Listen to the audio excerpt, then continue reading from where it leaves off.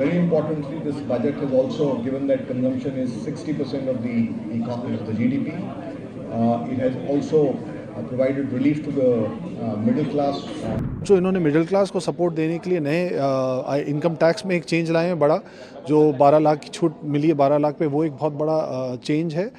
Women entrepreneurs को uplift करने के लिए जो रिफॉर्म्स बनाए गए हैं, स्टार्टअप्स के लिए जो reforms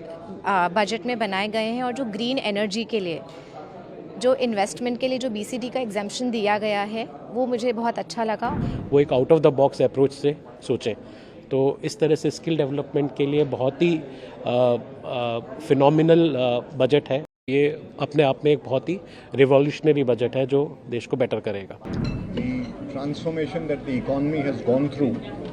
with budgets in the past that have focused on inclusive and sustainable growth, I think the same principle applies here. And if I just take out some important facets of this budget, I think several sectors where there is potential to create a lot of economic activity and jobs, specific targeted measures have taken place, right from agriculture, which employs nearly half of India's workforce, MSME, which again are very labor-intensive sectors, and there is also the sector of exports that has been focused upon, and also there is very clearly investment in the economy in areas that require for India to grow and thrive, whether it's human capital development, whether it's to reform urban infrastructure and urban governance, to unlock the potential of future-facing technologies, a lot of focus on innovation, a lot of focus on areas such as which are important from climate transition, for example, the target on nuclear plants. So several important announcements there, and above all, I think very important, a lot of focus on reform and ease of doing business, and particularly about collaboration with states on some of these sectoral interventions and incentivization towards reforms. I think this is a very important focus that the budget has brought in, because a lot of the next set of reforms that have to happen at the state. And very importantly, this budget has also, given that consumption is 60% of the economy, of the GDP, it has also provided relief to the middle class on personal income tax, which is welcome. It should spur consumption going forward, and therefore a virtuous cycle of consumption, and therefore investments and employment. I think it's a very welcome step. जो इन्होंने middle class को support देने के लिए नए income tax में एक change लाए हैं बड़ा,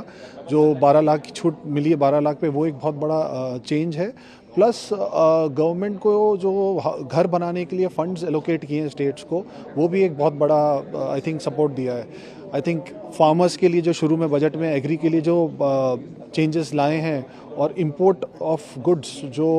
हेल्थ के लिए इम्पॉर्टेंट है, तो एक विकसित देश को बनाने के लिए जो इंग्रेडिएंट्स चाहिए, आई थिंक उसको देखते हुए बजट काफ़ी आई थिंक फिट करता है। और हम जो विजन के साथ गवर्नमेंट काम करना चाह रही है देश के लिए, वो उस बजट को आई थिंक उसी स्टेप में है। 4.8 का फिस्कल डेफिसिट 4.4 होना, ये भी एक इम्पॉर्टेंट आई थिंक इंडिकेटर है दैट गवर्नमेंट की पॉलिसीज़ ओवर स्पेंडिंग पे नहीं जा रही हैं और ओवर कमिटमेंट पे नहीं जा रही हैं, सब कुछ बैलेंस करते हुए इतने बड़े देश को लेके आगे जा रही हैं। इस बजट में द बेस्ट पार्ट इज़ कि सभी सेक्टर्स को देखते हुए ये बजट फॉर्म किया गया है। हर एक सेक्टर के लिए बहुत बेनिफिशियल इस बजट को बनाया गया है। मुझे जो अपील किया वो तो वुमेन एंटरप्रेन्योर्स को अपलिफ्ट करने के लिए जो रिफॉर्म्स बनाए गए हैं, स्टार्टअप्स के लिए जो रिफॉर्म्स बजट में बनाए गए हैं, और जो ग्रीन एनर्जी के लिए जो इन्वेस्टमेंट के लिए जो BCD का एग्जम्पशन दिया गया है, वो मुझे बहुत अच्छा लगा। और स्पेशली जो टैक्स स्लैब रेट्स जो आई है, स्पेशली वो सैलरीड पीपल को बहुत बेनिफिट करेगी, जिससे ओवरऑल अपनी इकोनॉमी बूस्ट ही होगी। टैक्स स्लैब में जो परिवर्तन की बात कही है, उसे किस तरह देखते हैं? उससे मुझे लगता है कि टैक्स फाइनली गवर्नमेंट खुद ना लेके उन जो टैक्स पेयर्स हैं,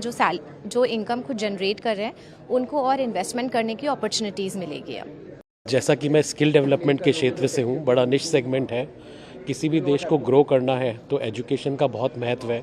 और इस बजट में कुछ 5 चीज़ें मैंने नोट करी जो बहुत ही इम्पॉर्टेंट है और जो इंडिया को एक विकसित भारत को डेवलप करने के लिए बनाएगा। इन्होंने एक IITs के लिए 20 IITs के लिए जो इंफ्रास्ट्रक्चर क्रिएट किया है तो वो एक रिसर्च लेवल का एक इंफ्रास्ट्रक्चर और एक मूवमेंट करेगा जो एजुकेशन को एक नेक्स्ट लेवल पे दे सकता है आयाम। एक इन्होंने 500 करोड़ का फंड एक AI लैब बनाने के लिए, AI सेंटर ऑफ एक्सीलेंस बनाने के लिए जो इस्टेब्लिश किया है। अभी अपन कुछ दिनों से देख रहे हैं कि चाइना में